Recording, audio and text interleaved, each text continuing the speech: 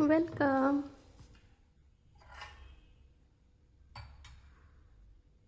आज आपण बनवूया शेवाळ्याची खीर. सॉरी, माझा आवाज थोडा सर्दीमुळे असं येतं. तर शेवाळ्या हा घरी बनवलेल्या शेवाळ्या आहेत माझ्या सासूबाईंनी. तर शेवाळ्याला असं एकदम कुस्करून बारीक करून घ्यायचे आणि तुपामध्ये चांगलं भाजायचे.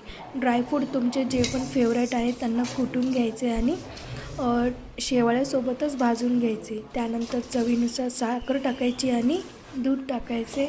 चांगली उकळी फुटायला आले की त्यामध्ये मी चिया सीड टाकले आहेत, हे ऑप्शनल आहेत.